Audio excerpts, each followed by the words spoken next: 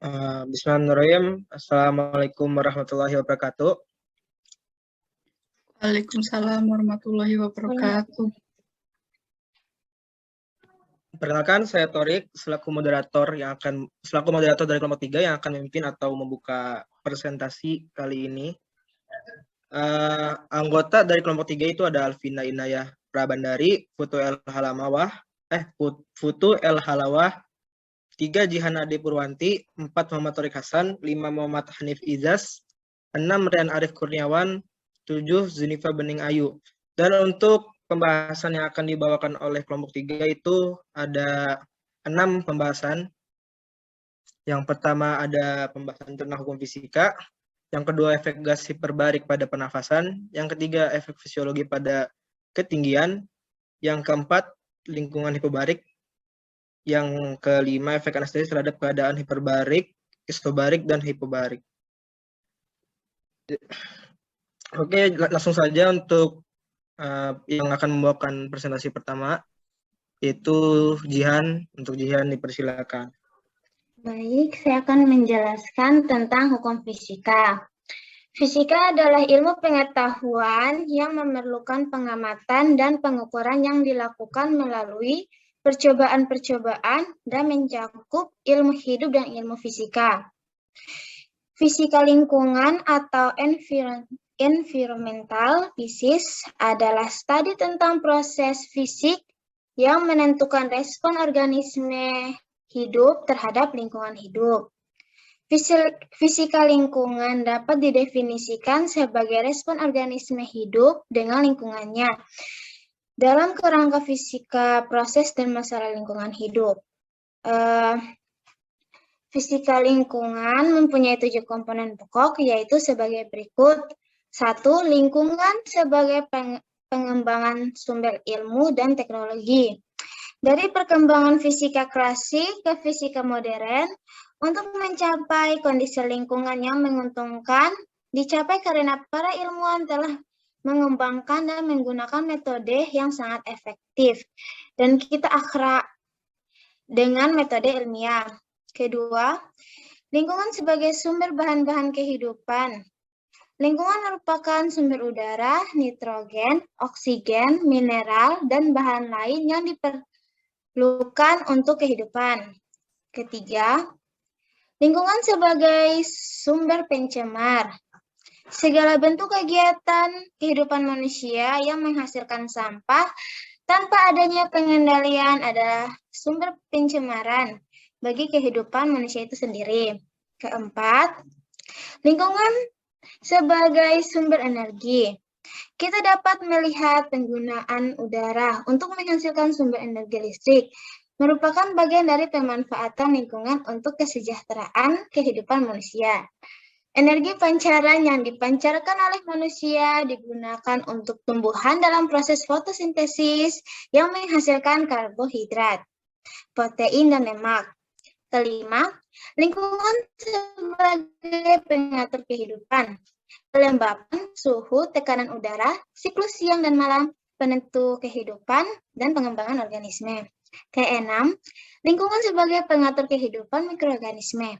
Lingkungan juga menentukan distribusi dan penentuan mikroorganisme hidup, baik patogen maupun patogen. 7. Lingkungan sebagai perangsang kehidupan. Medan gravitasi bumi mengubah siklus tumbuhan untuk bergerak ke bawah. Cahaya matahari terbit, tumbuhan dan hewan kecil menghadap ke arah tertentu atau bergerak mendekati cahaya.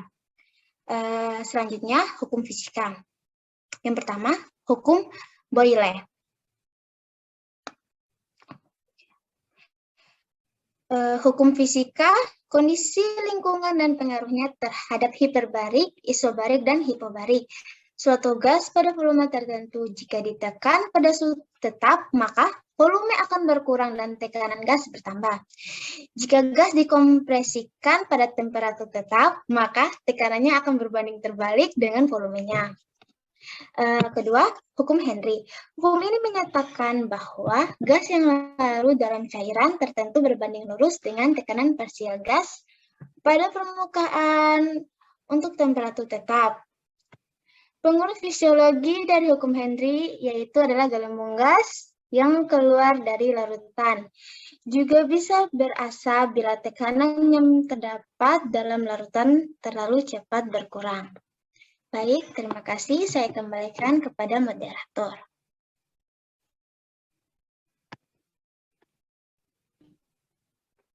Terima kasih untuk Jihan.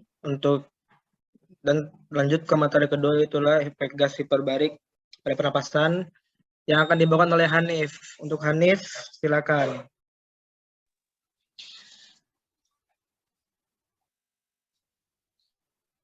Baik, materi selanjutnya yaitu terapi oksigen hiperbarik. Ya, di sini ada terapi, ada prinsip. Yang pertama itu terapi oksigen hiperbarik. Salah satu metode pengobatan yang dilakukan dengan cara memberikan oksigen murni di dalam ruangan khusus bertekanan udara tinggi untuk dihirup pasien. Terapi ini merupakan prosedur rawat jalan. Tiap sesi dilakukan selama 2 jam. Terus ada prinsip terapi oksigen hiperbarik. Prinsip ini membantu tubuh untuk memperbaiki jaringan yang rusak dengan meningkatkan aliran oksigen ke jaringan tubuh. Terapi oksigen hiperbarik akan menyebabkan darah menyerap oksigen lebih banyak akibat peningkatan tekanan oksigen di dalam paru-paru yang dimanipulasi oleh banyak ruangan hiperbarik. Dengan konsentrasi oksigen yang lebih tinggi dan normal, tubuh akan terpicu untuk memperbaiki jaringan yang rusak lebih cepat dari biasanya.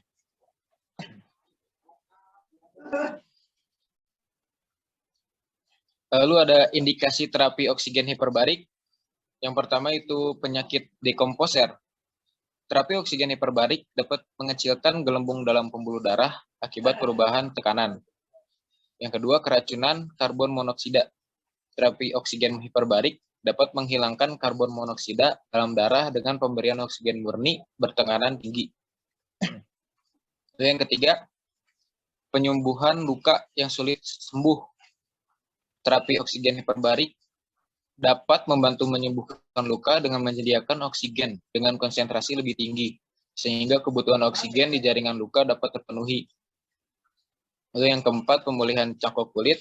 Terapi oksigen hiperbarik dapat menjaga suplai oksigen ke daerah yang mendapatkan cangkok kulit, sehingga pemulihan dapat berlangsung dengan baik. Lalu yang kelima, infeksi jaringan lunak yang mengalami nekrosis atau kerusakan jaringan. Terapi oksigen hiperbarik dapat mempercepat kematian bakteri, juga dapat membantu jaringan untuk beregenerasi dan mempercepat penyembuhan luka. Lalu ada pasien yang mendapatkan perlakuan khusus untuk menjalani terapi oksigen hiperbarik, yaitu ada infeksi saluran pernapasan di bagian atas, fobia akan ruangan tertutup, gangguan pada tuba eustachius, ada asam demam kejang, penyakit paru obstruktif kronis, dan kelainan sel darah merah. Peringatan terapi oksigen hiperbarik. Tidak semua pasien dapat menjalani terapi oksigen hiperbarik, yaitu pneumotoraks. Pasien sedang menggunakan obat-obatan tertentu seperti cisplatin, bleomycin, disulfiram, dan doxorubicin. Persiapan terapi oksigen hiperbarik, pasien terlebih dahulu diminta untuk berhenti menggunakan kosmetik atau produk perawatan. Risiko terapi oksigenasi hiperbarik mencakup yaitu 1. Merasa tidak nyaman atau nyeri selama prosedur terapi oksigen hiperbarik. 2. Rabun jauh sementara setelah menjalani terapi oksigen hiperbarik. 3. Kejang akibat penumpukan oksigen di otak. 4. Cedera pada telinga. Dan 5. Kebakaran atau ledakan di ruang hiperbarik. Terima kasih. Baik, selanjutnya saya akan menjelaskan mengenai efek fisiologi pada ketinggian. Ketinggian dalam KBBI, Kamus Besar Bahasa Indonesia, memiliki arti, yaitu suatu titik di atas bidang acuan yang biasanya digunakan tinggi rata-rata dari permukaan laut. Contoh kalimatnya, pendaki gunung itu tewas di ketinggian 3.700 meter. Pembagian geografis ketinggian suatu daerah itu ada 3, yaitu height altitude, ketinggian dari 1.500 sampai 3.500 meter di atas permukaan laut. Very high altitude dari ketinggian 3.500 sampai 5.500 meter di atas permukaan laut. Dan extreme altitude, yaitu ketinggian yang lebih dari 5.500 meter di atas permukaan laut. Pada perubahan ketinggian, atmosfer akan mengalami perubahan tekanan, suhu, kelembaban secara teratur, semakin keringnya udara sekitar, diikuti dengan penurunannya tekanan parsial oksigen yang memberikan dampak bagi fisiologi tubuh. Selanjutnya, fisiologi ketinggian. Perubahan posisi tubuh manusia dari satu tempat ke tempat yang lebih rendah ke daerah yang lebih tinggi menyebabkan perubahan fisiologi tubuh, utamanya pada proses oksigenasi dan metabolisme. Efek perubahan ketinggian tersebut menyebabkan hipoksia. Hipoksia itu merupakan terjadinya penurunan kadar oksigen dalam jaringan di bawah kadar fisiologis meskipun perfusi jaringan oleh daerah masih kuat, yang menyebabkan terjadinya gangguan metabolisme, homeostatis sel, dan kerusakan jaringan. Hipoksia akibat perubahan ketinggian disebut hipoksia histotoksik. Untuk Rian boleh dilanjutkan tentang materi yang ketiga. Selanjutnya ada hipoksia histotoksik. Kelalaian yang disebabkan hipoksia histotoksik ada high altitude headache, acute mountain sickness, high altitude cerebral edema, high pulmonary edema. Kelalaian itu pada dasarnya diakibatkan pada proses oksigenasi jaringan. Perubahan fisiologi itu ikuti mekanisme kompensasi berupa hiperventilasi dan peningkatan cardiac output. Jika pengurangan oksigen ke jaringan tidak dibarengi kompensasi, akan menyebabkan kondisi patologi berupa gangguan pertukaran gas, vasokonstriksi pulmonal, stres oksidatif.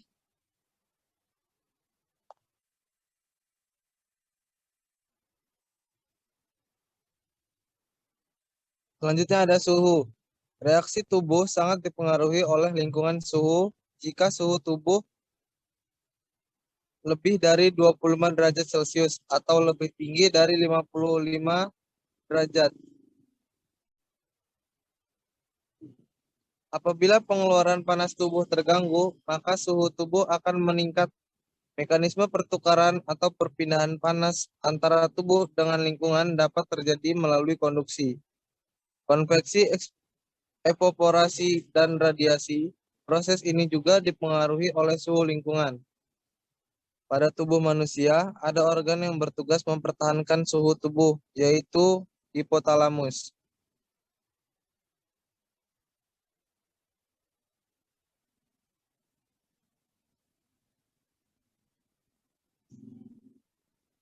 Hipotalamus.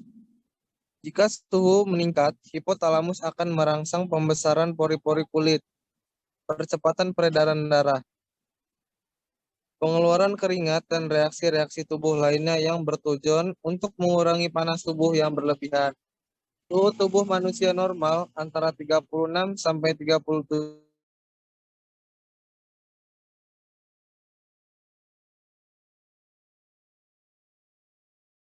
derajat subpep, dan di atas itu kritis.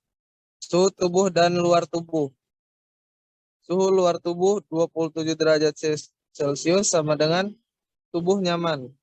Suhu luar tubuh naik sama dengan pengendalian panas tubuh terganggu. Suhu luar 10 sampai 15 derajat sama dengan pendinginan dengan berkeringat tidak cukup. Suhu tubuh turun di bawah 35 derajat atau meningkat sampai 40,6 derajat, maka reaksi kimia dan aktivitas enzim terganggu. Suhu tubuh turun sampai 20 derajat Celcius atau meningkat sampai 42 derajat, maka sel tubuh akan mati.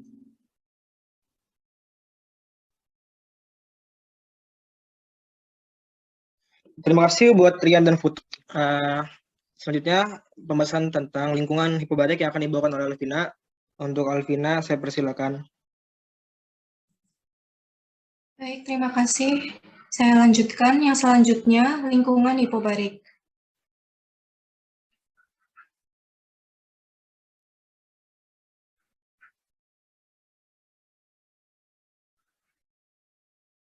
Hipobarik adalah gambaran simptomatik yang terjadi sebagai akibat dari paparan lingkungan yang bertekanan rendah yang tipikal dari tempat-tempat tinggi.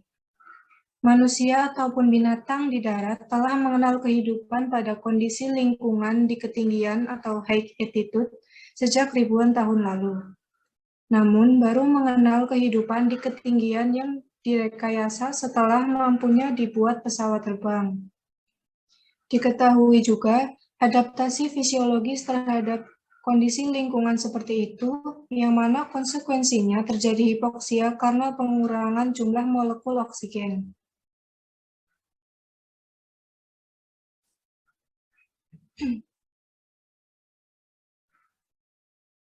Resiko klinis hipoksia akut pada ketinggian di atas 10.000 kaki diantaranya penurunan kemampuan terhadap adaptasi gelap, peningkatan frekuensi pernapasan atau hiperventilasi, peningkatan denyut jantung, tekanan sistolik, dan curah jantung atau cardiac output. Pada keadaan kritis, setelah terjadinya sianosis dan sindroma hiperventilasi berat, maka tingkat kesadaran berangsur hilang dan tahap terakhir terjadinya kejang dilanjut dengan henti napas atau apnea.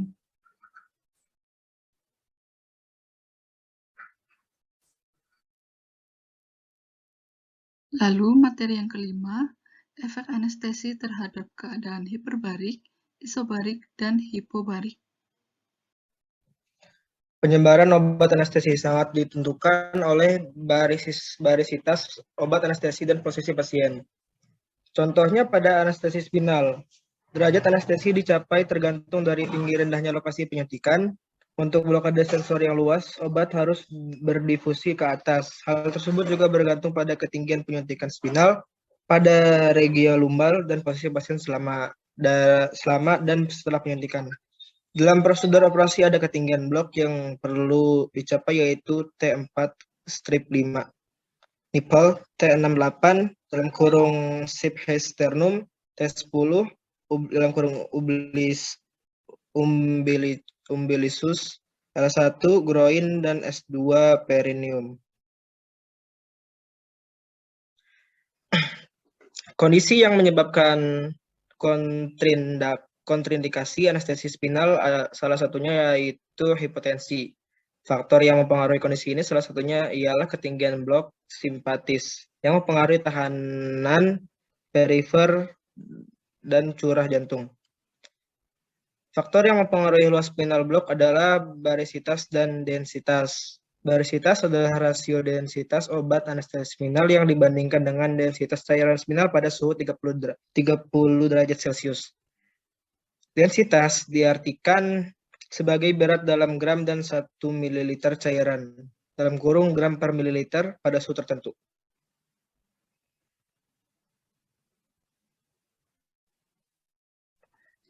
Lalu selanjutnya ada penggolongan obat anestesi berdasarkan barisitas dan densitas. Yang pertama, hiperbarik, sediaan obat lokal anestesi dengan berat jenis obat lebih berat daripada jenis cairan cerebrospinal, sehingga dapat terjadi perpindahan obat ke dasar akibat gaya gravitasi. Lama blokade sensoris hiperbarik yaitu 132,95 menit. Lalu yang kedua, ada isobarik, yaitu obat anestesi dikatakan isobarik bila densitasnya sama dengan densitas cairan cerebrospinal. Pada suhu 37 derajat Celcius, densitas cairan cerebrospinalnya pada rentan standar yaitu 0,999 sampai 1,001 gram per mililiter. Lama blokade sensori isobarik yaitu 242,4 menit. Lalu ada hipobarik, yaitu sediaan obat lokal anestesi dengan berat jenis obat lebih rendah dari berat jenis cairan cerebrospinal. Densitas cairan cerebrospinal pada suhu 30 derajat Celcius adalah 1,003 gram per mililiter. Lama waktu blokade hipobarik lebih lama dari hiperbarik dan isobarik.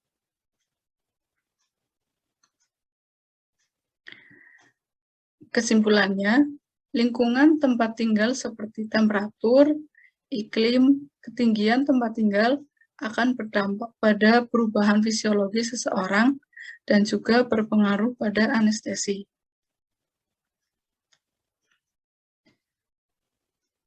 Ada kata mutiara juga, bila memiliki banyak harta, kita akan menjaga harta, namun jika memiliki banyak ilmu, maka ilmulah yang akan menjaga kita. Terima kasih, sekian presentasi dari kelompok 3. Semoga ilmunya bermanfaat. Wabillahi taufiq wal hidayah. Wassalamualaikum warahmatullahi wabarakatuh. Waalaikumsalam Waalaikumsalam warahmatullahi warahmatullahi wabarakatuh. wabarakatuh.